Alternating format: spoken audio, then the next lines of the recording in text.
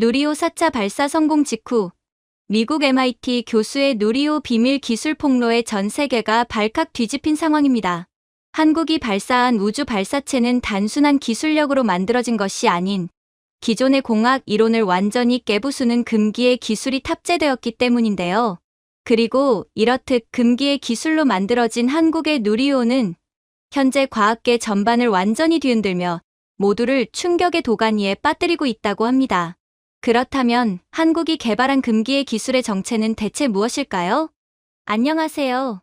제 이름은 로원 캘리스터이며 미국 국방정보국에서 우주전략체계 담당 수석 정보분석관으로 일하고 있습니다. 제 일은 보통 조용한 밤, 끝없이 이어지는 보고서, 그리고 복잡한 기술 용어를 절대 쉽게 말하지 않는 엔지니어들과의 논쟁으로 이루어집니다. 하지만 그날 아침 워싱턴 방송 스튜디오로 향하는 제 걸음에는 설명하기 어려운 불안감이 섞여 있었습니다. 스튜디오 분위기는 이상할 만큼 밝았습니다. 누군가는 한국 누리호 로켓, 이번에도 그냥 귀여운 발사쇼겠죠? 라고 농담했고, 다른 사람은 이번엔 궤도에 올라가긴 하려나? 라며 웃었습니다. 진행자 역시 큐카드를 넘기며 미소를 지었습니다. 오늘은 가벼운 우주 이야기입니다. 로원. 작은 나라들의 발사 소식 정도죠. 편하게 해요. 편하게요. 그렇군요.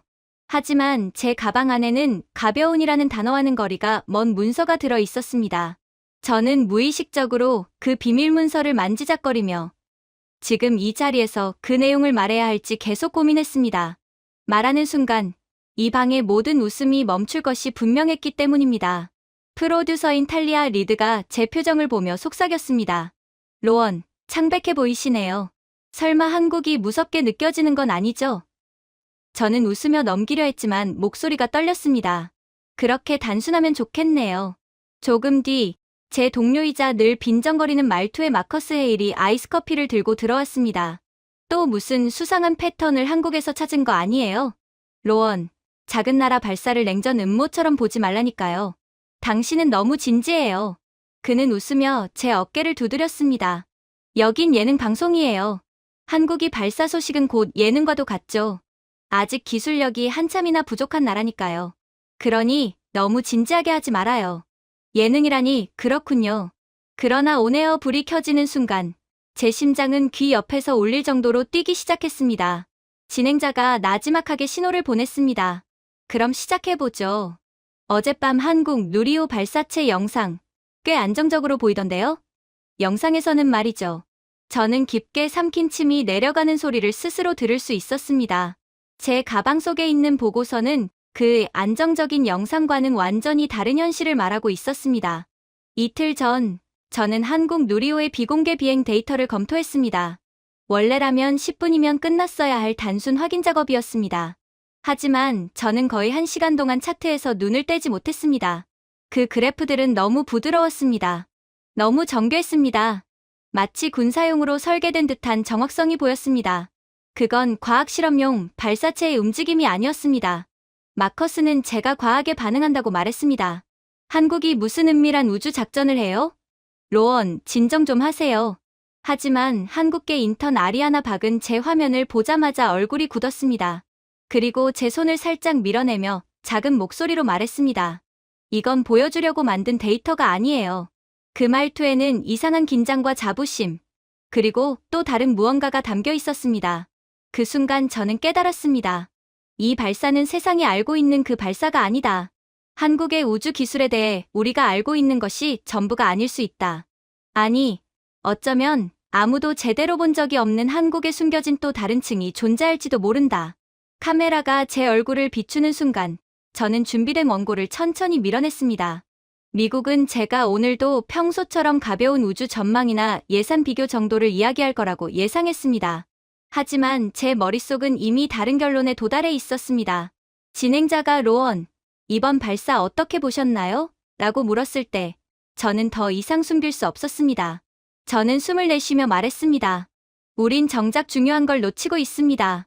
만약 제 분석이 맞다면 한국의 이번 발사는 우리가 알고 있는 그 발사가 아닙니다. 우리 모두가 반드시 긴장해야 할 수준이죠. 순간 스튜디오는 놀라울 정도로 조용해졌습니다. 마치 공기가 멈춘 듯한 침묵. 누구도 예상하지 못했던 침묵이었습니다. 그리고 그렇게 모든 것이 시작되었습니다. 그렇게 방송이 끝나고 스튜디오 복도를 나오자마자 마커스가 제 뒤를 따라왔습니다. 그는 제 손에 들린 서류철을 톡톡 두드리며 말했습니다. 그래서 결국 뭡니까? 방송에서는 거의 금방이라도 무슨 일이 벌어질 것처럼 말하던데. 진짜 충격적인 게 뭔데요? 저는 조용히 문서를 펼쳐 그 문장을 가리켰습니다. 바로 이겁니다. 모든 부품 100% 국내 제작. 마커스는 비웃듯 눈썹을 치켜 올렸습니다. 애국심 마케팅 아니에요? 어느 나라든 몇 개는 외국에서 사오죠. 나사도 그러는데 한국이 뭐라고 완전한 기술적 독립을 이뤄냈겠어요? 저는 고개를 저으며 문서를 그에게 더 가까이 밀었습니다. 아닙니다. 그들은 전체 체인을 문서로 남겼어요. 부품 37만 개, 수입 0개. 그의 미소가 서서히 사라졌습니다. 진심입니까? 정말 전부 직접 만들었다고요? 네. 심지어 가장 작은 나사 하나조차도 외국산이 아니었습니다. 그게 얼마나 불가능할 정도로 어려운 일인지 아십니까? 그때 아리아나 박이 문을 두드리고 들어왔습니다. 대부분의 국가는 거의 모든 걸 외주합니다. 그녀는 낮은 목소리로 말했습니다. 추진제 밸브는 유럽, 센서 어레이는 미국, 항법 장치는 일본. 다들 그렇게 하거든요. 아리아나는 우리를 번갈아 보며 말했습니다. 한국은 아무것도 빌리지 않았어요. 이건 자국 기술력에 대한 단순한 자신감이 아니라 집착에 가까워요. 마커스는 여전히 이해하지 못한 표정이었습니다. 근데 왜 그렇게까지 하죠? 검증된 부품 사다 쓰면 되잖아요. 그게 더 싸게 먹힐 텐데요. 저는 한숨을 쉬었습니다. 다른 나라들은 의존해도 괜찮으니까요. 한국은 그렇지 못했죠. 수십 년간 기술 접근조차 차단됐으니까. 비핵화 조약 때문에 항상 감시를 받아왔잖아요. 결국 스스로 만들어야만 했던 겁니다. 아리아나가 조심스럽게 자리에 앉으며 말했습니다. 한국에 있는 제 사촌이 이번 누리호 열제어 시스템을 맡았어요. 마지막 12주 동안 팀 전체가 연구실에서 잤대요. 엔지니어 40명의 샤워실 하나 해도 못 보고 살았다네요. 마커스가 낮게 휘파람을 불었습니다. 그건 거의 고문 아닌가? 아리아나는 슬며시 고개를 끄덕였습니다. 사촌이 그러더라고요. 우리가 만들지 않으면 아무도 만들어주지 않는다. 그 생각 하나로 버텼다고요. 그리고 잠시 머뭇거리며 덧붙였습니다. 테스트 중이던 시기에 아버지 장례식이 있었대요. 안 갔어요. 팀이 자신을 너무 필요로 했기에 도저히 발이 떨어지지 않았다고 했습니다. 순간 우리 대화에는 말하기 어려운 침묵이 흘렀습니다. 그건 지루함의 침묵이 아니라 무게가 느껴지는 생각을 멈추게 만드는 침묵이었습니다.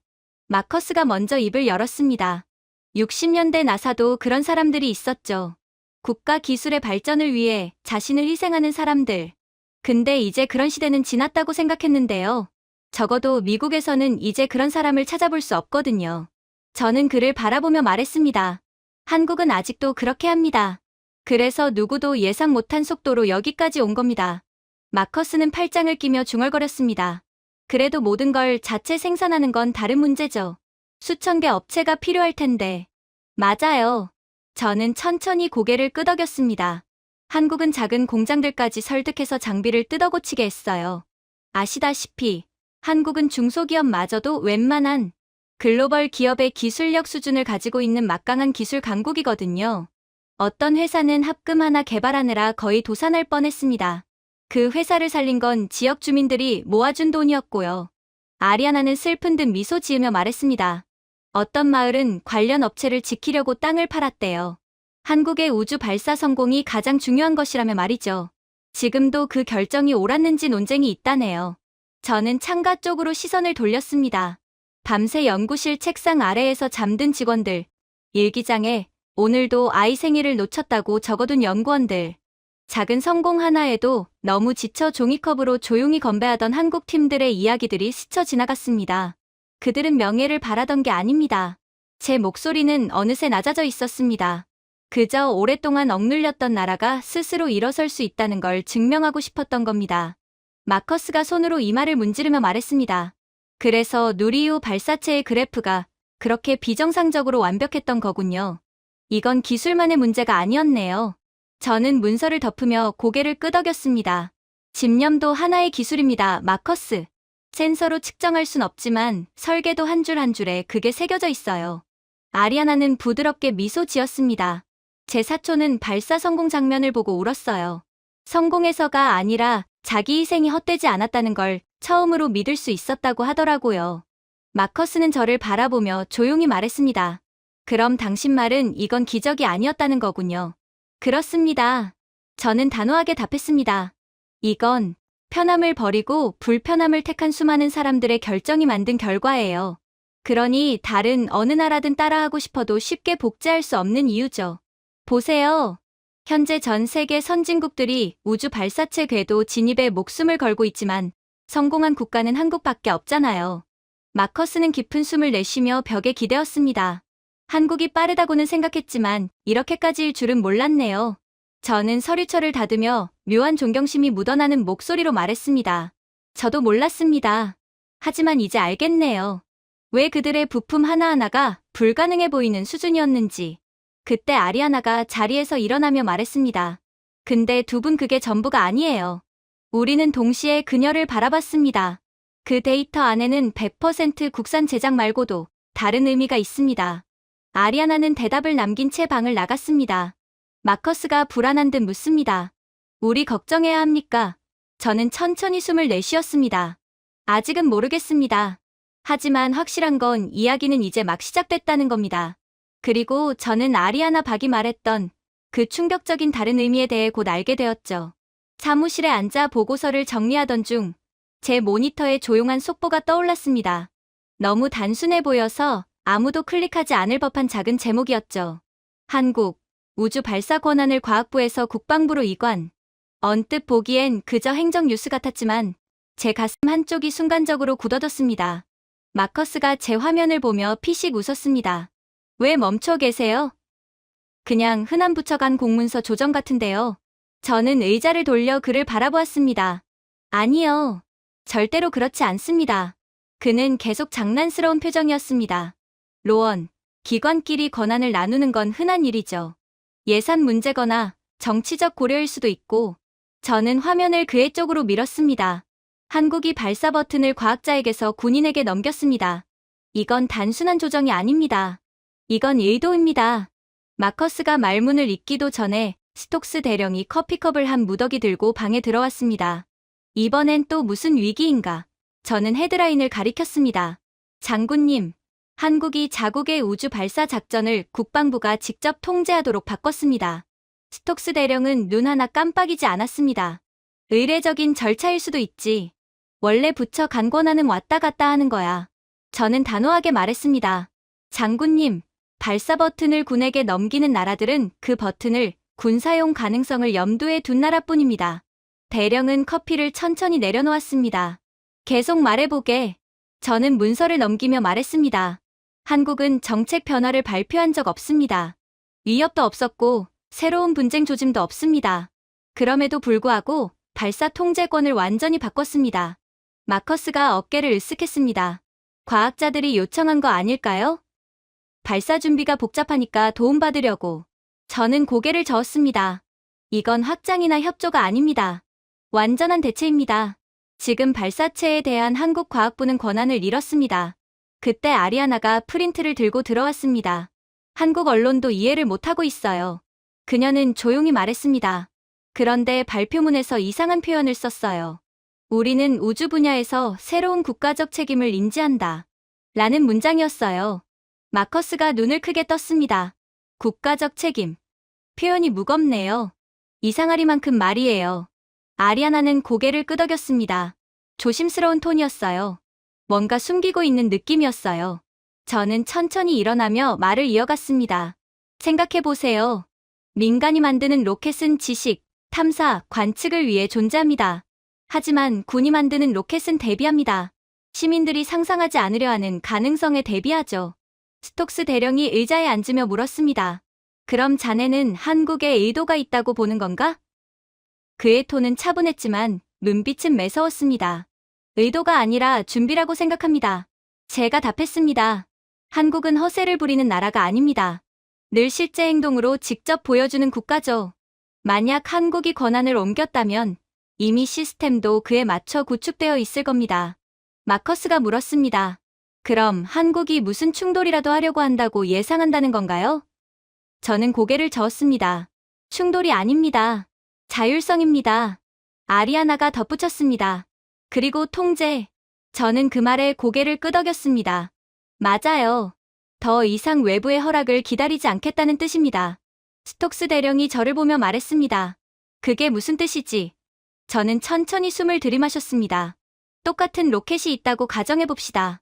하나는 과학자가 누르고 다른 하나는 군인이 누릅니다. 하드웨어는 같습니다. 하지만 명령 체계는 완전히 다릅니다. 저는 손가락으로 책상을 두드렸습니다. 과학자는 논의합니다. 토론하죠. 하지만 군은 행동합니다. 외부 세력의 한국에 대한 침략 및 압박 조짐에 있을 때 한국은 주저없이 적을 성공하는 것을 넘어 애초에 적이 넘보지도 못할 무기들을 만들 거라는 뜻입니다. 중요한 건 이건 허세가 아니라는 거죠. 한국은 이미 누리호 성공으로 증명을 했잖습니까? 그러니 한국의 이번 변화가 더욱 위협적으로 느껴지는 거죠. 마커스가 낮은 목소리로 물었습니다. 그럼 문제의 핵심은 뭔데요? 전략적 변화. 저는 직접적인 단어를 사용했습니다. 주권적 변화입니다. 한국은 아주 조용하게 그들 자신이 이제 국제적 압력에서 독립했다는 메시지를 보낸 겁니다. 우주 궤도 진입을 성공할 만큼 발전된 나라가 이러한 신호를 보냈다는 건 절대로 그냥 넘겨서 들을 이야기가 아니라는 뜻입니다. 아리아나는 프린트를 내려다보며 말했습니다. 한국의 발표문에서 운영 효율성이란 말을 썼어요. 거의 의미가 없으면서도 모든 의미를 가진 표현이죠. 저는 쓴웃음을 지었습니다. 그래요. 어떤 나라들이 의도를 숨길 때 쓰는 표현이 바로 그겁니다.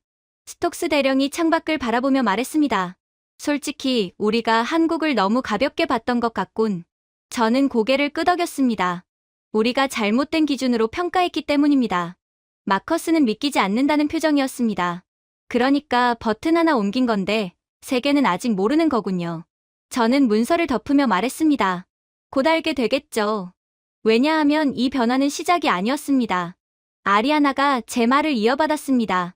이미 끝난 과정의 신호였거든요. 그리고 우리는 모두 그 말의 의미를 깨닫기 시작했습니다. 다음 날 아침, 저는 무거운 마음으로 펜타곤 브리핑룸에 들어갔습니다. 밤새 데이터를 다시 확인했고, 틀렸기를 바랐지만 숫자는 오히려 더 명확했고, 더 피할 수 없었습니다. 한국은 이미 우리가 생각했던 것을 훨씬 뛰어넘는 기술력을 확보한 국가였죠. 방 안에서는 이미 고위 인사들이 커피를 들고 떠들썩하게 웃고 있었습니다. 웨더스 장군이 저를 가리키며 웃었습니다. 오, 여기 계시네. 우리 한국 담당 전문가. 오늘도 중형 국가가 우리를 추월한다는 얘기 들려줄 건가? 방 안에 웃음이 퍼졌습니다. 마커스는 제 옆에서 작게 속삭였습니다. 각오하세요. 이 사람들, 누리호 성공을 보고도 아직도 한국을 얕잡아보고 있어요. 저는 침을 삼키고 보고서를 펼쳤습니다. 장군님, 최근 움직임은 명백한 전략적 변화를 보여줍니다. 한국의 조치들은 말을 마치기도 전에 랭포드 부국장이 제 말을 잘랐습니다. 로원, 그만하세요. 한국은 위협이 아닙니다. 우리는 미국입니다. 우리가 세계 기준을 정합니다. 한국 같은 작은 나라가 우리 시야에 들어올 이유도 없어요. 뒤쪽에서 누군가 중얼거렸습니다. 맞아. 로켓 고작 1년에 한 번 쏘는 나라잖아. 그게 뭐 대단한 거라고. 다시 웃음이 터졌습니다. 스톡스 대령은 아무 말도 하지 않았지만 그 표정은 이 상황을 달가워하지 않는다는 걸 보여주고 있었습니다. 저는 다시 말을 꺼냈습니다. 그 신호들을 무시하는 것은 현명하지 않습니다. 그들은 장기적인 목표를 전제로 움직이고 있습니다. 그들의 운영 방식은 웨더스 장군은 손을 내저었습니다. 운영 방식. 제발요. 한국은 규모 대비 훌륭하긴 하지만 이제 그만 현실을 좀 봅시다. 미국 나사는 그들 전체 로켓보다 큰 페이로드도 날려요. 마커스는 작은 목소리로 말했습니다. 들으려고 하지도 않네요. 그 순간 예상치 못한 감정이 밀려왔습니다. 화였죠. 한국을 무시해서가 아니라 어디서 많이 들어본 오만이었기 때문입니다. 스푸트니크 때 우리가 소련 따위라며 비웃다가 뒤통수를 맞고 난리가 났던 그때 말입니다. 저는 조금 더 단호하게 말했습니다. 존경하는 장군님, 우리는 예전에 이와 똑같은 실수를 했습니다. 작은 나라를 무시하다가 명확한 신호들을 놓쳤습니다. 랭포드는 비웃듯 말했습니다. 로원, 역사는 반복되지 않아요. 그리고 한국은 소련도 아닙니다. 저는 천천히 고개를 끄덕였습니다. 맞습니다. 한국은 소련과 다릅니다. 더 치열합니다. 더 성실합니다. 그들의 엔지니어들은 미국 엔지니어들이 절대 감당하지 않을 강도로 일합니다. 더 중요한 건 그들은 자신들이 약하다고 생각하지 않는다는 거죠. 오히려 지금은 더 올라가야 하는 때라고 생각합니다. 그게 가장 무서운 점입니다. 회의실의 소음이 조금 줄었습니다. 여전히 회의적이지만 균열이 보였습니다. 웨더스 장군이 물었습니다. 그러니까 당신 말은 한국이 이제 무적의 존재라도 된다는 겁니까? 그 목소리는 조롱이 가득했지만 저는 흔들리지 않았습니다. 제가 말하는 건 그들은 목적을 향해 움직이고 있다는 사실입니다. 그리고 그 목적은 우리가 생각하는 것보다 훨씬 단단합니다. 회의 테이블 끝에 앉아 있던 젊은 분석관이 조심스럽게 말했습니다. 장군님, 한국은 제조 회복력 자체가 상상을 초월합니다. 적응 속도도 서방권보다 훨씬 빠릅니다. 고위 인사들은 그를 짧게 흘끗 보았고 그 시선엔 분위기 흐리지 말라는 말이 담겨 있었습니다. 웨더스 장군은 억지 웃음을 지었습니다. 좋습니다. 여러분의 열정은 인정합니다.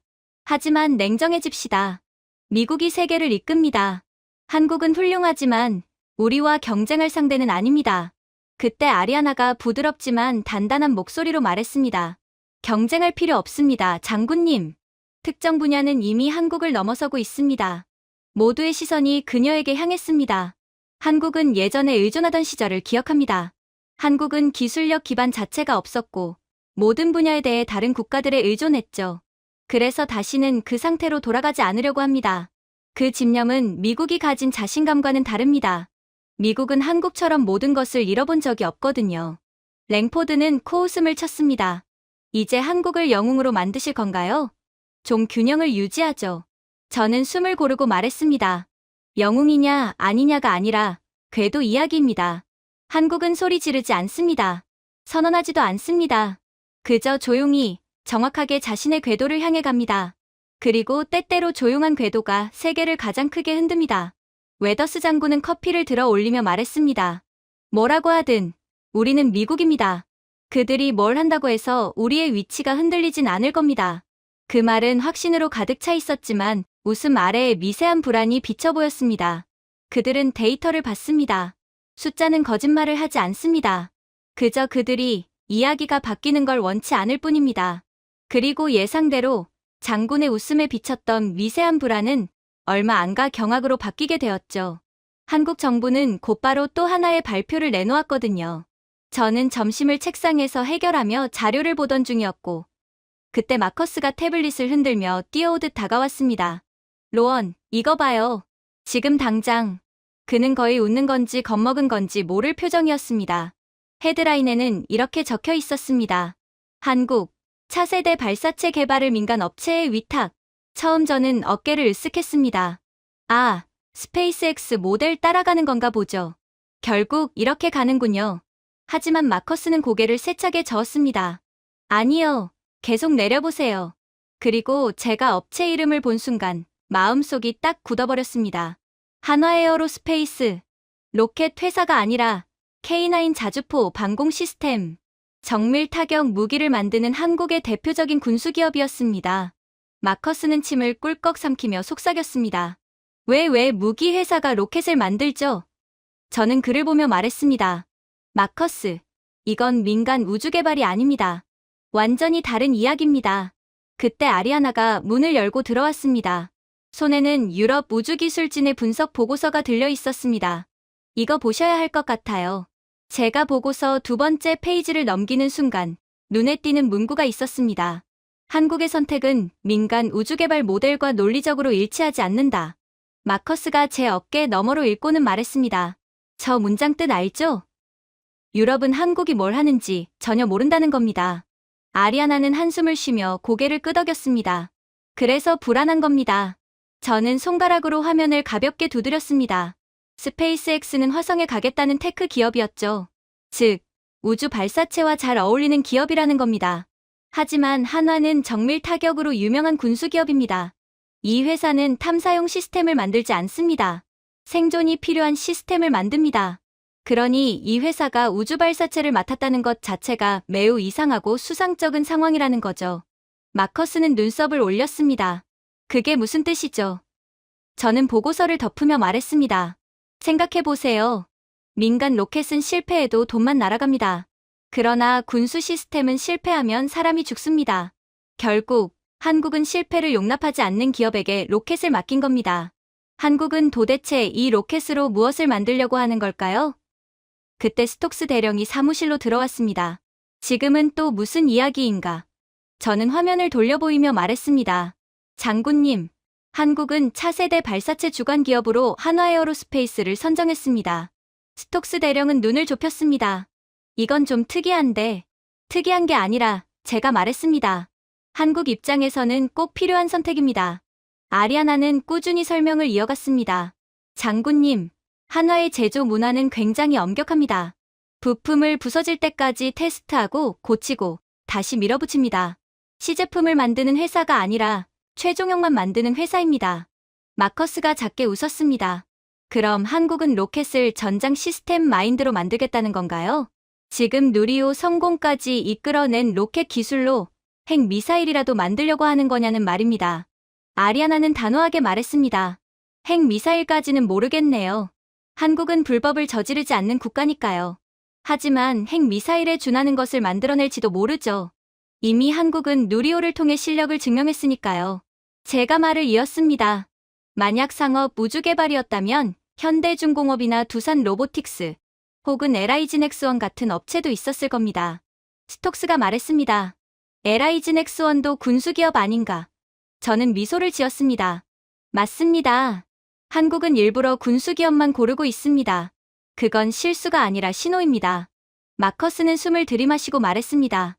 그러니까 한화가 선택해보니 방산기업이라서가 아니라 정확히 방산기업이기 때문에 선택된 거네요. 아리아나는 보고서를 넘기며 말했습니다. 한화는 그동안 중거리 정밀 미사일, 저진동 추진 시스템, 강진동 안정화 기술을 개발해왔습니다. 이 기술들은 우주 발사체에 거의 그대로 적용됩니다. 그리고 군수품을 개발하던 기업의 기술력이 우주 발사체 기술력과 결합된다면 그건 상상할 수조차 없는 파괴력을 갖게 됩니다. 스톡스 대령이 낮은 목소리로 말했습니다. 자네 말대로라면 한국은 발사체를 이중용도로 만들 가능성이 있다는 뜻인가? 저는 조심스럽게 고개를 끄덕였습니다. 장군님, 의도가 있는지 없는지는 중요하지 않습니다. 세상은 그럴 수 있다고 판단하는 순간부터 다르게 보기 시작합니다. 저는 의자에 기대며 말했습니다. 한국은 예전에 외국 기업에게 의존했지만 번번이 거절당했습니다. 기술력이 없다며 경멸도 당했습니다. 그러나 지금 그들은 세계 최고 수준의 자주포와 방공, 무기를 만들던 자국 업체에게 우주 발사체의 미래를 맡겼습니다. 마커스가 물었습니다. 왜 하필 자주포인가요? 저는 답했습니다. 자주포는 어떤 상황에서도 일정한 위력을 내야 하는 무기입니다. 폭우, 사막, 눈보라, 진동, 거리 모든 악조건에서도 같은 성능을 내야 합니다. 이런 기업이 만드는 로켓은 민간 로켓과는 전혀 다른 기준으로 만들어집니다. 스톡스 대령은 천천히 숨을 뱉으며 말했습니다. 그러니까 한국은 스페이스X 같은 회사를 만드는 게 아니군. 저는 고개를 끄덕였습니다. 그들은 훨씬 더 강인한 걸 만들고 있습니다. 심지어 시스템이 고장나도 버티는 로켓. 민간 기업은 상상도 하지 않는 환경을 전제로 하는 로켓. 그걸 한국이 만든다면 아리아나는 속삭이듯 말했습니다. 마치 사람들이 생각하지 못한 상황까지 대비하는 느낌이에요. 마커스도 조용히 말했습니다. 아니, 사람들이 고의로 생각하지 않으려 하는 상황이겠죠. 저는 서류철을 덮었습니다. 한국은 하나를 선택해 로켓을 만드는 게 아닙니다. 한국은 확실성을 만드는 겁니다. 다시는 구석에 몰리지 않기 위한 확실성. 방안은 고요해졌습니다. 그리고 우리는 처음으로 인정했습니다. 만약 한국이 민간 우주 기술의 전장 시스템의 정신을 결합하려 한다면 그건 세계 질서가 변하는 게 아니라 새롭게 작성되는 순간이었죠. 다음 날 아침, 저는 커피를 손에 들고 분석실에 들어섰습니다. 언제 샀는지도 기억이 나지 않았습니다. 마커스는 이미 책상에 앉아 궤도 차트가 가득한 화면을 뚫어져라 바라보고 있었습니다. 그는 시선을 떼지 않은 채 중얼거렸습니다. 누리호 영상을 몇 번이고 돌려봤는데 도저히 이해가 안 가네요. 위성 13개라니, 로원. 누가 한 번에 저렇게 많이 쌓아 올립니까? 저는 그 옆에 앉으며 말했습니다. 대부분의 국가는 일종의 시험용 군집 발사를 한두 번 정도 합니다. 하지만 13개, 저건 시연이 아니라 능력 그 자체입니다. 아리아나는 두꺼운 출력물을 내려놓으며 우리 쪽으로 다가왔습니다. 추적 로그입니다. 타이밍부터 보세요. 그녀가 말했습니다. 위성 분리 오차가 전부 1.8m 이하예요. 마커스는 눈을 크게 떴습니다. 1.8m. 잠깐. 그건 스페이스X 평균 분리 오차보다 훨씬 낮잖아. 거긴 보통 6에서 8m인데. 저는 고개를 끄덕였습니다. 게다가 한국은 대형 위성이 아니라 소형 위성으로 그 정도 정밀도를 만든 겁니다. 이건 정말 말도 안 되는 기술력 수준이죠. 아리아나는 조금 더 몸을 숙였습니다. 이것도 보세요. 위성들이 자리 잡는 방식이에요. 스크린에는 13개의 점이 천천히 궤도를 맞추며 움직이는 모습이 나타났습니다. 처음엔 느렸지만 이후에는 새로운 패턴처럼 회전하며 정렬하기 시작했습니다. 마커스가 찡그렸습니다. 새떼 같아 보이는데 저는 등골이 서늘해지는 느낌을 받았습니다. 맞아요. 저건 군집 행동입니다. 서로 통신하고 역할을 분담하고 실시간으로 위치를 조정하고 있어요. 마커스는 여전히 믿기 어려운 표정이었습니다. 근데 이건 대학 위성이라면서요? 한국 대학들이 개발한 초소형 큐브 위성이라고 하던데. 다들 그렇게 말했잖아요. 아리아나는 고개를 저었습니다. 대학 위성 통신 지연이 이 정도로 낮게 나오지 않습니다. 이건 지연 시간이 0.08초예요. 지연이 거의 아예 발생하지 않는 수준에 미친 기술력입니다. 보통 미국의 소형 위성 네트워크도 0.9에서 1.4초 정도니까요. 저는 말을 이었습니다. 즉, 미국보다 10배 이상 빠른 통신 속도를 보여준 겁니다. 이 정도 속도는 고밀도 군집 분석을 염두에 둔 설계에서나 나옵니다. 마커스는 의자에 기대며 중얼거렸습니다. 그럼 이건 위성 13개가 아니라 저는 천천히 고개를 끄덕였습니다. 하나의 시스템입니다. 13조각으로 나뉜 단일 센서. 아리아나가 덧붙였습니다. 심지어 한 대가 파괴돼도 나머지가 역할을 즉시 메웁니다. 완벽한 분산형 구조죠. 마커스는 헛웃음을 지었습니다. 와, 이건 단순히 똑똑한 게 아니고 전략적인데? 그런데 이걸 구현해낼 수가 있다고? 저는 또 다른 데이터 페이지를 열었습니다. 이 궤도 보세요. 저지구 궤도입니다. 장기 관측과 초기 이상 탐지에 최적화된 구간이죠. 한국형 저궤도 감시망입니다. 수십 기, 어쩌면 수백 기까지 확장할 수 있는 구조죠. 지금이야 13개지. 한국은 앞으로 수십, 수백 기까지 확장하여 결국 위성망 전체를 지배하게 될 겁니다. 결국 지금의 13개는 미끼일 뿐이에요. 얼마 안 가 한국은 위성을 통해 전 세계를 지켜보게 될 겁니다. 아무도 한국의 눈 앞에서 숨을 수가 없게 되는 거죠. 마커스는 입을 벌린 채 저를 보았습니다. 한국이 미니 스타링크 같은 걸 만든다고? 그건 미국만이 할 수 있는 기술인 줄 알았는데. 저는 고개를 저었습니다. 스타링크랑은 다릅니다. 통신망이 아니라 관측 분석에 특화된 형태예요. 더 작고, 더 빠르고, 더 정밀합니다. 한국의 허튼 짓이라도 하려는 순간, 한국은 그들이 준비도 하기 전에 전부 포착하고 미리 대응하죠. 이게 바로 위성망을 지배한 국가의 특권입니다. 아리아나는 낮은 목소리로 덧붙였습니다. 그리고 결정적으로 외부 지원이 필요 없습니다. 문제가 생겨도 수백 기의 다른 위성 중 하나가 문제가 생긴 위성을 대체하죠. 마커스는 숨을 들이켰습니다. 그럼 한국이 궁극적으로 얻고자 하는 건 뭡니까? 저는 화면을 마커스 쪽으로 돌렸습니다. 독립적인 상황인지 능력입니다. 그는 눈을 깜빡였습니다. 독립적인. 그렇습니다. 제가 말했습니다. 이제 한국은 미국, 유럽, 일본의 정보 위성에 의존할 필요가 없습니다. 아니, 오히려 그들에게 정보를 수출하겠죠. 한국은 미국보다도 시력이 좋은 눈을 갖게 되었으니까요. 아리아나는 이어서 말했습니다. 미사일 발사도 더 빨리 감지하고 전자기 이상 현상도 더 일찍 찾고 기상 변화도 실시간으로 계산할 수 있어요. 전 세계에서 가장 먼저요. 그런 나라를 건드릴 수 있는 국가는 없죠. 마커스는 머리를 감싸 쥐었습니다. 13개짜리 위성으로 이 정도 성능이 나온다고? 저는 미소를 지었습니다. 다시 말하지만 13개는 시작일 뿐이에요. 이 구조라면 한국은 50기, 100기까지도 갈 수 있습니다. 그때 스톡스 대령이 문을 열고 들어왔습니다. 마지막 문장만 듣고는 걸음을 멈췄습니다. 뭐라고 했나? 마커스는 화면을 가리켰습니다. 대령님, 한국의 위성 13개가 하나처럼 움직입니다. 통신 지연이 거의 없고 궤도 정렬이 교과서 수준이고 중복 커버리지까지 의도적입니다. 이건 일반적인 갓 우주 궤도에 진입한 국가의 기술이 아닙니다. 스톡스는 한동안 말이 없었습니다. 이건 작은 나라가 보여줄 수준이 아니군. 맞습니다. 제가 말했습니다. 한국은 그 위성들이 정렬되는 순간 더 이상 작은 나라가 아니었습니다. 그리고 그게 13기가 아닌 130기가 된다면 이젠 아무도 한국을 막을 수 없게 되는 거죠. 한국은 이제 누구의 허락도 필요 없이 스스로 세상을 감시할 수 있게 된 겁니다. 그러나 이러한 경악의 순간도 잠시 더욱 소름 돋는 상황이 저희를 기다리고 있었어요. 얼마 안 가 최종 정확도 보고서까지 제 책상 위에 도착했습니다. 저는 떨리는 손으로 차트를 열어보다가 그대로 굳어버렸습니다. 목표 궤도와 실제 진입 궤도의 차이, 단 236m. 그 숫자는 보고서 위에서 조용히 폭발하고 있었습니다. 마커스가 공포에 질린 채 말했습니다. 이번엔 또 뭐가 문제입니까? 제발 한국에 그만 좀 놀라고 싶네요. 저는 출력물을 그의 쪽으로 밀었습니다. 그는 숫자를 보고 눈을 크게 떴습니다. 236m? 로원, 이건 말이 안 됩니다. 이건 정상이 아니에요. 저는 천천히 고개를 끄덕였습니다. 평화적 임무에서는 보통 3에서 5km 오차가 허용됩니다. 상업용 고급 발사체도 보통 1km 정도 차이가 나죠. 그 정도만 돼도 매우 정확한 발사였다고 볼 수 있거든요. 그때 아리아나가 태블릿을 들고 방에 들어왔습니다. 그럼 군사용 발사체는요?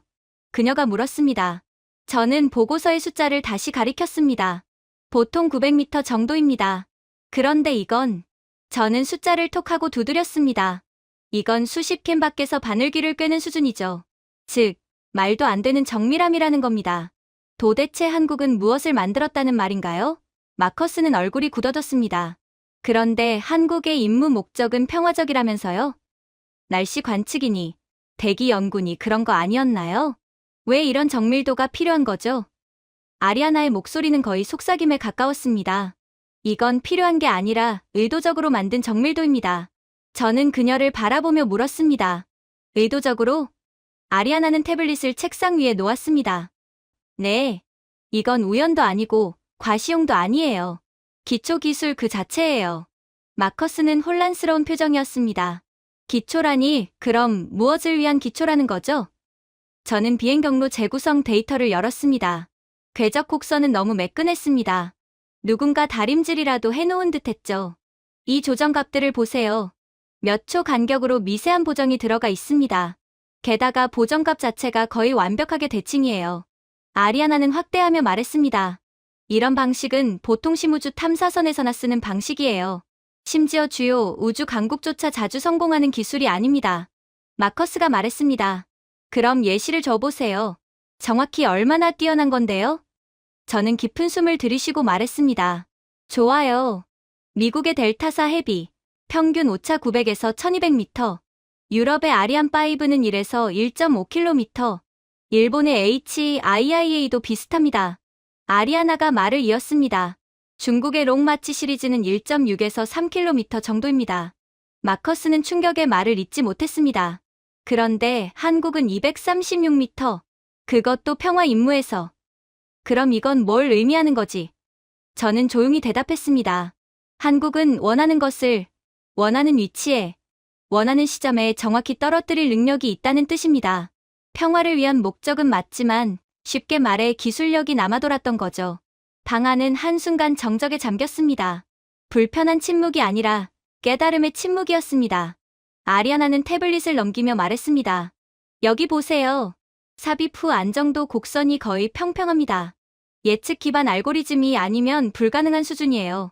마커스는 고개를 저으며 말했습니다. 설마 한국이 그 정도 수준의 알고리즘을 만들었다고? 아리아나는 제 눈을 보며 말했습니다. 아니면 이 데이터를 설명할 방법이 없습니다. 저는 또 다른 파일을 열었습니다. 그리고 이것도 보세요. 마지막 접근 단계에서 사용된 연료량. 정밀도가 높을수록 연료 사용량은 늘어나기 마련인데 이번엔 예상치의 62%만 사용됐습니다. 마커스는 머리를 감싸쥐며 말했습니다. 정확하고 효율적이라 이건 그냥 기술력이 아니라 무기인데요? 저는 고개를 끄덕였습니다. 정확성과 효율성을 결합은 결국 선택지 확장을 뜻합니다. 선택지요? 그렇습니다. 평화적 임무를 하면서도 다른 임무를 선택할 여지를 남겨둔 겁니다. 물론 한국은 평화적 목적으로 기술력을 사용하겠죠. 그러나 잠자는 자신들의 쿼터를 건든다면 이 기술력은 그대로 무기 전용으로 변환되어 상대가 누구든 묵사발을 낼 수 있다는 것을 보여준 것입니다. 아리아나는 갑자기 말했습니다. 로원, 그 벡터 오버레이 보여줘요. 저는 탭을 눌렀습니다. 그러자 새로운 궤적이 떴습니다. 이번엔 가상의 궤도였지만 한국이 보여준 정밀도를 기준으로 계산된 경로였습니다.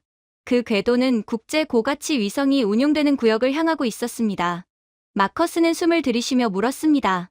잠깐 한국이 다른 위성에 접근 가능하다는 말이야.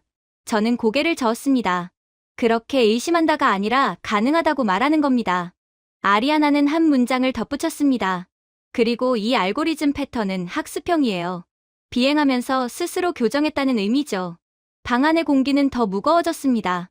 그는 이제 천천히 의자에 몸을 기댄 채 한국이 만들어낸 이 조용한 혁명의 의미를 곱씹고 있었습니다. 236m. 그 작은 수치는 단순한 정확도가 아니었습니다. 그건 선언이었죠. 한국은 이제 스스로를 지킬 수 있는 능력을 갖추었고 세계는 그 사실을 아직 제대로 이해하지 못하고 있을 뿐이었습니다. 그래서 저는 그날 밤을 꼬박 새우며 한국의 과거 위성 데이터들을 전부 다시 살펴봤습니다. 한국의 기술력은 도대체 어디서 뚝 하고 떨어진 것인가? 너무나도 두려워서 가만히 있을 수가 없었거든요. 그리고 제가 발견한 것은 예상보다 훨씬 충격적인 내용들이었습니다. 그리고 저는 마커스가 사무실로 들어오자마자 모니터를 돌려 보여줬죠. 이것 봐요. 한국이 11년 전에 처음 쏘아 올렸던 위성의 로그입니다. 마커스는 화면을 찡그리며 들여다봤습니다. 그래서 제가 뭘 봐야 하는 거죠? 저는 코드 블록을 확대했습니다. 여기 이 부분을 보세요. 반복 루프 보이죠? 이건 자가 보정 루프입니다. 초기형이긴 하지만 확실한 자율 보정 코드죠. 마커스는 눈을 2번 깜박였습니다. 잠깐, 저건 학생 프로젝트에 들어갈 코드가 아닌데, 맞아요. 저는 단호하게 대답했습니다. 학생이 만들 수 있는 게 아닙니다. 그때 아리아나가 어깨에 담요를 두른 채 방에 들어왔습니다. 아까 말했던 그 이상한 움직임 패턴 때문에 그러시는 거죠? 정확합니다. 저는 그녀에게 손짓했습니다. 이거 보세요. 저는 11년 전 위성의 궤도 복구 데이터를 열었습니다. 태양 폭풍으로 인해 위성이 궤도에서 벗어난 상황이었죠. 여기까지는 흔한 일입니다. 하지만 문제는 그 다음이었습니다. 12분 후, 지상에서 어떤 명령도 내리지 않았는데 위성이 스스로 기울기를 조정해 정상 궤도로 돌아왔습니다. 아리아나는 눈썹을 치켜 올렸습니다. 잠깐만요. 이게 스스로 복구한 건가요? 자동으로? 말도 안 돼요. 11년 전에 이런 기술력을 이미 개발했다고요? 네. 제가 대답했습니다. 그리고 무작위가 아닙니다. 굉장히 효율적으로 복구했어요. 지금 상업위성보다도 더요. 마커스는 화면을 가까이 보며 중얼거렸습니다. 근데 만약 10년 전에 이런 기술이 있었으면 왜 아무도 몰랐던 거죠? 이건 혁신 그 자체라고요. 한국의 기술력은 이미 10년 전부터 최정상 수준이었는데 그걸 아무도 몰랐다니 저는 피곤한 웃음을 지었습니다. 그때는 한국이 아직 작은 플레이어로 취급됐으니까요. 다들 한국 위성은 싸고 단순하고 중요하지 않다고 생각했죠. 한국이 자랑을 하지 않았기 때문입니다. 그리고 이 초기형 위성은 결국 실패로 끝나기도 했죠. 그러나 적어도 한국은 실패에서 교훈을 찾기 계속 시도했던 국가입니다. 아리아나는 로그를 스크롤하며 갑자기 멈췄습니다. 로원 이 플래그들 봐요. 표준 복구 태그가 아니에요. 이건 군사 스타일 프로토콜이에요. 마커스도 고개를 갸웃했습니다. 평화적 연구 위성에 왜 군사 플래그가 있는 거지? 저는 숨을 한번 고르고 말했습니다. 한국은 단순히 위성을 쏜 게 아닙니다. 필요하다면 위성을 지킬 기능들을 테스트해왔던 거예요. 아주 오래전부터요. 저는 또 다른 로그 파일을 열었습니다. 여기 8년 전 위성입니다. 11년 전의 실패에 대한 문제를 전부 고쳐왔어요. 이 부분 보이세요? 위성이 갑자기 궤도를 바꾸죠? 아리아나는 확대하더니 눈이 커졌습니다. 저건 회피 기동인데요. 설마 저게 전파 교란 회피인가요? 맞아요. 제가 대답했습니다. 전파 간섭 구역을 예상하고 우회했어요. 그리고 우회 후 16분 동안 자신의 위치 정보를 암호화했습니다. 마커스는 점점 더 말을 잇지 못했습니다. 그건 교란 대응 프로토콜이잖아. 그런데 왜 대학 위성에? 저는 또 다른 데이터셋을 열었습니다. 여기 4년 전 또다시 이전의 실패를 보완해왔어요. 지상과 연결이 잠시 끊기자 위성이 스스로 자세를 재정렬하고 새 루트로 통신을 다시 연결합니다. 아리아나는 숨을 들이마셨습니다. 이건 백업 통신망이잖아요. 국가안보급 위성에 들어가는 기능인데 마커스는 천천히 고개를 흔들었습니다. 말도 안 돼. 우리는 한국이 실패할 때마다 비웃었는데 그때마다 한국은 이런 기술을 하나씩 쌓아 올린 거라고? 오히려 실패가 이들을 완벽 상태로 만든 거잖아. 맞아요. 저는 고개를 끄덕였습니다. 한국은 실패를 실패로 두지 않았습니다. 실패를 하면 그 즉시 예산이 끊기고 다음 기회가 주어지지 않는 다른 국가와는 달라요. 한국은 실패를 데이터로 만들고 데이터를 기술로 바꿨습니다. 한국은 실패를 겪을 때마다 기술을 축적했습니다. 편차는 코드가 되었고 오류는 알고리즘이 되었고 위기는 매뉴얼이 되었습니다. 그리고 그 매뉴얼은 10년 동안 발전했습니다. 마커스는 조용히 말했습니다. 그래서 지금의 한국은 한순간에 발전한 게 아니군. 저는 느리게 고개를 끄덕였습니다. 한국은 10년 전부터 준비하고 있었습니다. 잘못이라면 그때의 한국을 진지하게 받아들이지 않았던 우리의 잘못이죠. 그러나 한국은 도대체 저희를 얼마나 더 놀라게 할 건지 계속해서 까무러칠 정도로 놀라운 모습만을 보여줄 뿐이었어요. 마침내 한국 발사체의 구조도가 파악되었는데 그 모습은 정말 경악 그 자체였거든요. 그건 미국, 러시아, 유럽이 몇십 년 동안 반복해온 그 정형화된 우주발사체의 틀이 아니었습니다. 제 앞에 펼쳐진 청사진은 규칙을 어긴 것이 아니라 너무 완벽하게 규칙을 넘어선 모습에 가까웠죠. 마커스가 차갑게 식은 커피를 들고 제 방으로 들어왔습니다. 아직 그 프레임 보고 있는 겁니까? 그냥 로켓 하나잖아요, 로원. 아니에요. 저는 고개를 저었습니다. 그냥 로켓이 아닙니다. 그게 문제예요. 그는 눈썹을 올렸습니다. 그럼 뭐죠? 저는 코어 구조를 확대했습니다. 이건 모듈식입니다. 진짜 모듈식. 다중 프레임 구조예요. 마커스는 고개를 갸웃했습니다. 그러니까 무슨 말입니까? 단계가 고정돼 있지 않아요. 특정 임무 하나를 위해 설계된 게 아니라 필요에 따라 재배치할 수 있도록 만든 구조라는 뜻입니다. 그때까지 조용히 서 있던 아리아나가 다가오며 물었습니다. 레고 블록 같은 거라는 말씀이세요? 언제 어디서든 항상 사용할 수 있는 뭐 그런 거 말이. 맞아요. 제가 대답했습니다. 하지만 이 블록은 시속 마하 20으로 지구를 도는 블록입니다. 그게 저를 두렵게 만드는 거죠. 저는 성능표를 열었습니다. 여기 보세요. 임무 재구성 소요 시간 38시간. 마커스는 거의 말을 잇지 못했습니다. 그건 불가능해. 우리 평균은 3개월이라고. 맞아요. 제가 말했습니다. 중국은 6개월, 유럽은 4개월. 그런데 한국은 38시간입니다. 아리아나는 머리를 저었습니다. 부품을 어떻게 그렇게 빨리 제작하죠? 제작이 아니라 설계 자체가 다른 겁니다. 저는 설명했습니다. 한국은 다양한 임무에 공통으로 쓰일 수 있는 통합 구조를 만들었습니다. 부품을 갈아 끼울 필요가 없게 한 거예요. 마커스는 낮게 중얼거렸습니다. 그건 말도 안 되게 어려운 설계야. 어려운 정도가 아닙니다. 저는 말했습니다. 사실상 불가능에 가까워요. 수천 개의 부품이 여러 임무에서 동일하게 작동해야 하니까요. 그리고 저는 한국의 의도에 대해 분석하고 동료들에게 설명을 하다 보니 이제야 한국의 진짜 의도, 그리고 이들이 무엇을 만들었는지 대충 감이 왔어요. 한국이 공식적으로 발표하지 않았지만 이미 완전히 숙달해 놓은 기술들. 이것들은 실험 단계가 아니라 다듬어지고 준비된 실전에 투입 가능한 시스템이었습니다. 그래서 저는 이러한 무지막지한 상황을 전부 정리해서 발표하게 됩니다. 먼저 동적 진동 상쇄 기술부터 시작하죠. 마커스가 눈살을 찌푸렸습니다. 듣기만 해도 어려운데 이게 뭔데요? 비행 중 구조 진동을 거의 완전히 제거하는 기술입니다. 저는 그래프를 가리켰습니다. 누리호 발사 결과 한국의 측정 진동값은 0.12g이에요. 미국은 0.31g, 중국은 0.55g, 러시아는 0.62g입니다. 아리아나가 눈을 크게 떴습니다. 그럼 한국의 안정성이 최소 2배에서 5배까지 높다는 건가요? 맞아요. 제가 답했습니다. 안정성은 곧 정밀도이고 정밀도는 곧 능력입니다. 이 기술 하나만으로도 한국은 초정밀 감지장치, 양자 센서, 고감도 관측 장비 같은 극도로 섬세한 탑재물을 궤도에 올릴 수 있습니다. 다른 나라들은 위험 부담 때문에 시도조차 못하는 것들이죠. 마커스가 입을 다물지 못했습니다. 우리가 다루지 못하는 페이로드를 한국은 올릴 수 있다는 건가요? 네.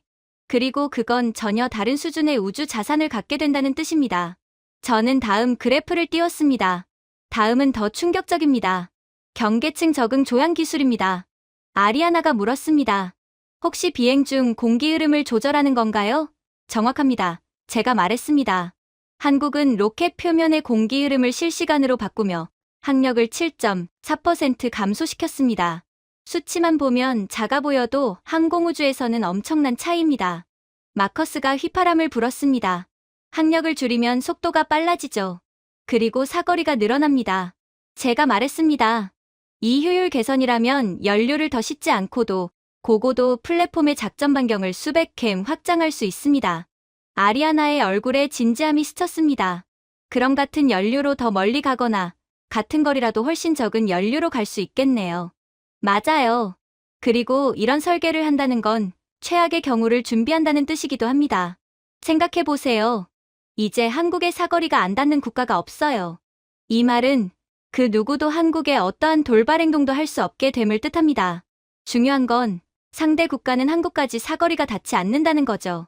그게 지금 한국이 개발한 미친 기술인 겁니다. 저는 다음 파일을 열었습니다. 그러나 가장 충격적인 건 바로 예측 벡터 사전 대응 기술입니다. 말 그대로 AI 수준의 궤도 예측이죠. 한국이 11년 전부터 준비해왔고 결국 성공해낸 기술입니다. 이 기술로 한국이 무엇을 할 수 있을지 예상이나 가시나요? 마커스가 물었습니다. AI 수준이라는 게 정확히 뭐죠? 한국의 비행 컴퓨터는 궤도 오차를 5초 전에 예측합니다. 5초는 로켓공학에서 2km 오차를 200m로 줄이는 차이입니다. 아리아나가 숨을 들이켰습니다. 그럼 궤도 수정이 필요하기 전에 먼저 반응할 수 있다는 건가요? 그렇습니다. 이미 누리호 발사에서 보셨잖아요. 한국은 11년 전에 이 기술의 개념을 확립했어요. 지금이요? 더 정교해졌죠.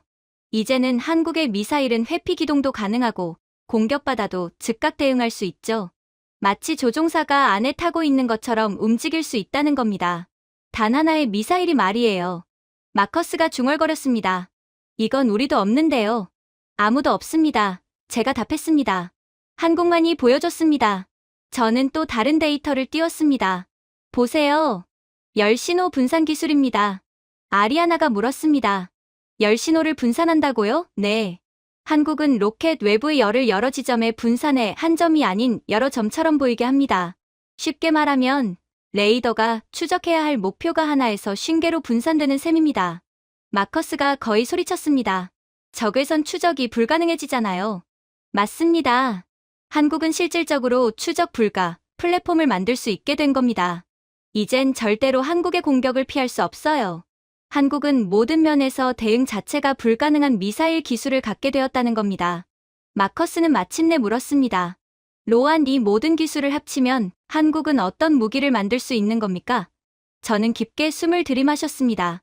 동적 진동 상쇄로 극도로 섬세한 장비를 실을 수 있고 경계층 조향으로 사거리를 늘릴 수 있고 사전 대응 알고리즘으로 회피 가능하고 열 분산으로 추적 불가하며 양자 음패로 통신이 들키지 않습니다. 이걸 모두 합치면 아리아나가 낮게 말했습니다. 세상 최초의 완전 회피형 전략 무기가 되겠네요. 그리고 이걸 만약 핵 미사일에 적용한다면 이제 세계 패권국은 미국에서 한국으로 이동하게 돼요. 맞습니다. 제가 말했습니다. 그리고 한국은 그것을 다른 나라보다 최소 2배 빠른 개발 속도로 만들어낼 수 있습니다. 지난 10년간 기술 습득 속도는 미국의 2.7배, 유럽의 3.8배, 중국의 5배입니다. 마커스가 마지막 질문을 던졌습니다. 그리고 핵무기 가능성은요? 저는 잠시 말이 없었습니다.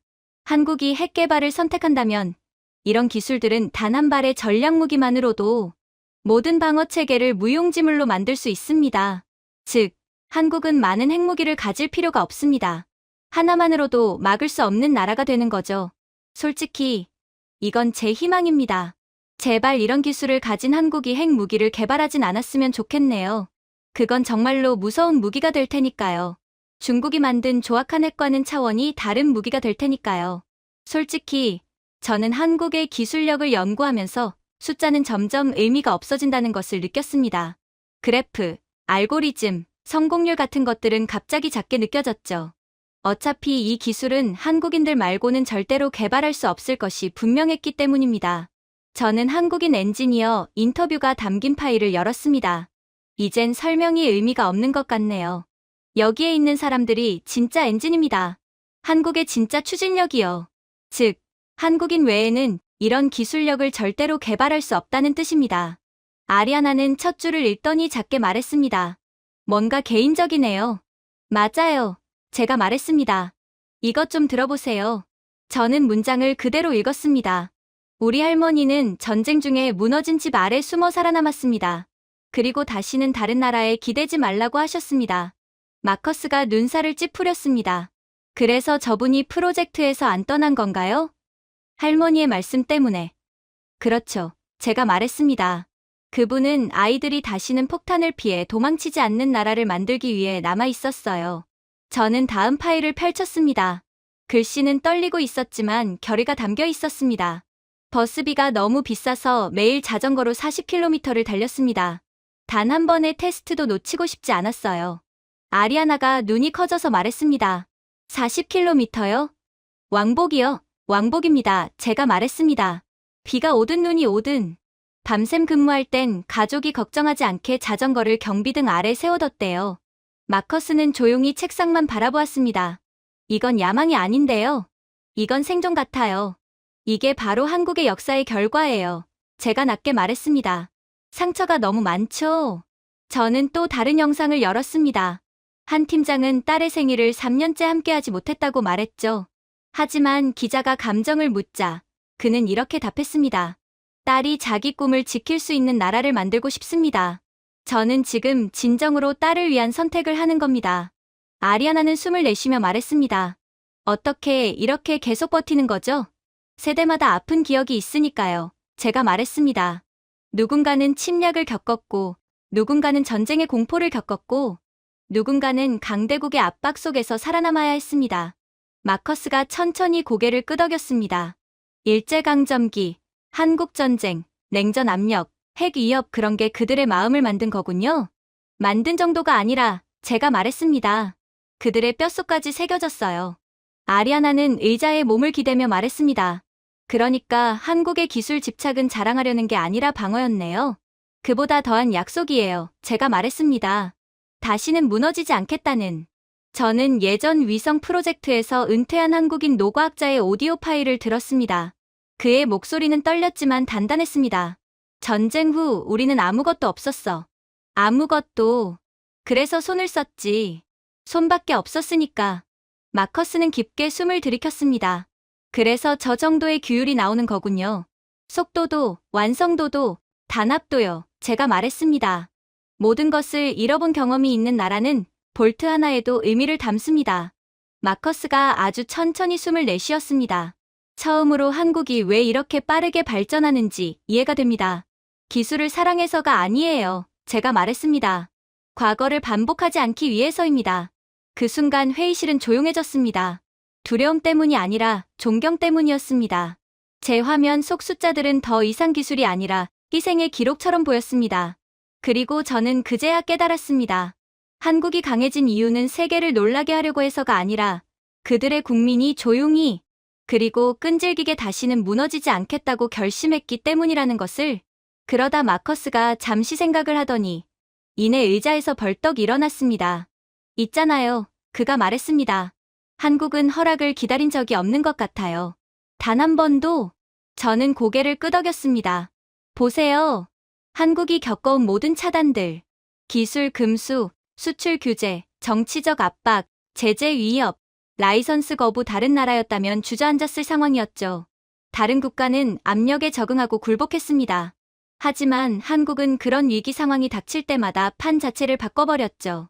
저는 특허 클러스터 자료를 띄웠습니다. 로봇공학, 소재과학, 나노기술, 마이크로 스러스터, 암호화된 가이드 시스템, 자율 안정화 기술 도저히 한 분야에서만 나온 데이터라고 보기 어려웠습니다. 아리아나는 눈을 크게 뜨며 말했습니다. 위성 기술이 왜 병원 영상 기술과 연결돼 있죠? 저는 웃었습니다. 그게 한국식 패턴이에요. 정문이 잠겨 있으면 부엌, 다락방, 지하실을 연결해 세기를 만들죠. 마커스가 턱을 괴고 말했습니다. 필요해서가 아니라 본능적으로 그렇게 된 거군요. 그렇죠. 제가 말했습니다. 타임라인을 띄우자 15년 걸릴 발전이 5년 안에 압축돼 있었습니다. 다른 나라들은 기술을 재현합니다. 하지만 한국은 기술을 융합합니다. 전혀 다른 분야를 하나로 묶죠. 아리아나는 고개를 끄덕이며 말했습니다. 그건 정말 한국 같아요. 문화도 늘 그랬죠. 조금 빌리고 다시 뜯어고치고 결국 완전히 새로운 걸 만들어요. 그렇게 우리 모두는 한국의 저력 앞에 숙연해질 수밖에 없었습니다. 그렇게 다음 날 저는 전문가로서 마지막 방송까지 전부 마쳤어요. 스튜디오 조명이 꺼지자 방송보다 더 무거운 침묵이 내려앉았습니다. 숫자 때문도 아니었고 위성 도면 때문도 아니었습니다. 그 순간 갑자기 밀려온 어떤 깨달음 때문이었습니다. 탈리아가 팔짱을 낀 채 다가왔습니다. 오늘 방송 중에 잠깐 멈칫하셨던데요. 그런 적 거의 없잖아요. 저는 손을 비비며 말했습니다. 멈춘 게 아니었습니다. 그냥 부끄러웠습니다. 마커스가 웃음을 터뜨렸습니다. 부끄럽다니요. 지난달에는 생방송에서 중국을 완전히 작살내셨잖아요. 팩트 폭격으로 유명한 당신이 부끄러움도 느끼나요? 아니요. 제가 말했습니다. 미국인으로서 부끄러웠습니다. 그 말에 마커스의 웃음이 멈췄습니다. 아리아나는 고개를 갸웃했습니다. 왜요? 한국이 우주궤도 진입에 성공해서요? 아니요. 제가 말했습니다. 한국이 우리가 잃어버린 걸 상기시켰기 때문입니다. 마커스가 제 옆에 앉았습니다. 좋습니다. 한번 설명해 보세요. 저는 깊게 숨을 들이켰습니다. 미국이 아폴로 이야기를 얼마나 자랑스럽게 말하는지 아시잖아요. 우리의 우월성, 천재성, 압도적인 공학 능력을 증명했다고요. 마커스가 자랑스럽게 웃었습니다. 그렇죠.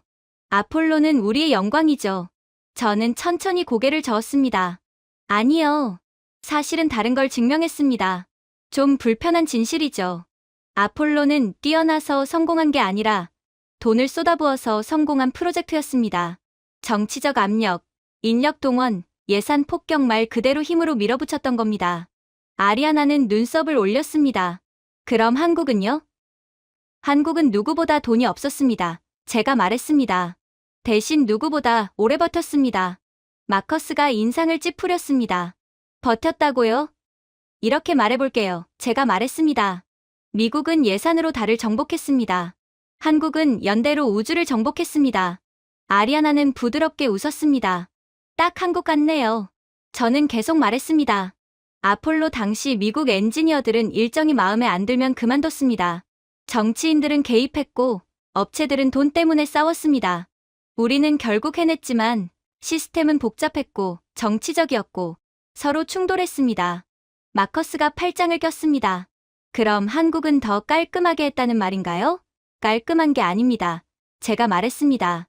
한국은 함께 했습니다. 두 사람은 제 말을 기다리듯 조용해졌습니다. 한국에서는요. 제가 말했습니다. 정비공, 개발자, 연구원, 학생 이런 사람들이 각자 개인으로 움직이지 않습니다. 전부가 하나의 직물처럼 연결돼 있습니다. 아리아나는 작게 웃었습니다. 저희 엄마도 늘 말했어요. 너의 실력은 너 혼자 만든 게 아니다. 나라가 빌려준 거다라고. 마커스가 작은 비웃음을 흘렸습니다. 좀 무겁네요. 하지만 아주 효과적입니다. 제가 말했습니다. 자신의 재능이 국가가 맡긴 책임이라고 생각하면 사람은 쉽게 포기하지 않습니다. 대충 하지도 않습니다. 그리고 누군가가 대신해주겠지라고 말하지도 않습니다. 아리아나는 고개를 숙이며 말했습니다. 우리는 서로를 실망시키는 걸 싫어하거든요. 그게 차이입니다. 제가 말했습니다. 미국인은 자기 자신에게 실패하는 것을 두려워합니다. 하지만 한국인은 공동체에 실패하는 것을 두려워합니다. 마커스가 중얼거렸습니다. 그건 엄청난 원동력이네요. 엄청난 증폭 효과죠. 제가 말했습니다. 아폴로에는 50만 명이 필요했지만 한국은 그 절반도 아니고 10분의 1도 아니었습니다. 그럼에도 불구하고 한국은 마치 한 사람처럼 움직였습니다. 탈리아가 손을 들었습니다. 그러면 한국의 힘은 기술이 아니라는 건가요? 저는 미소 지었습니다. 맞아요. 한국의 가장 강력한 기술은 단결입니다. 아리아나는 눈을 내리깔며 말했습니다. 우리는 다른 게 없었어요. 그래서 서로 붙들고 살았습니다. 그리고 이제 보세요. 제가 말했습니다. 천연자원도 적고 예산도 많지 않고 주변엔 더 큰 강대국들 뿐인데 그런 나라가 지금은 초강대국들을 긴장시키는 우주 기술을 만들고 있어요. 마커스는 발끝으로 바닥을 두드리며 말했습니다. 그렇다면 미국은 어떤 나라죠? 저는 천천히 일어섰습니다. 미국은 함께 움직이는 법을 잊어버린 나라입니다. 아리아나는 제 말을 기다리듯 바라보았습니다. 그럼 한국은요? 저는 깊은 숨을 쉬고 결론을 말했습니다. 한국은 우리가 두려워해야 할 나라가 아니라 우리가 배워야 할 나라입니다. 그 말이 스튜디오에 울린 순간 세 사람의 표정이 굳었습니다. 놀라서가 아니라 마침내 이해했기 때문이었습니다. 제가 준비해온 내용은 여기까지입니다. 끝까지 시청해주셔서 진심으로 감사드리며 여러분들의 구독과 좋아요, 알림 설정은 영상 제작에 큰 힘이 됩니다. 이상 세모튜브였습니다.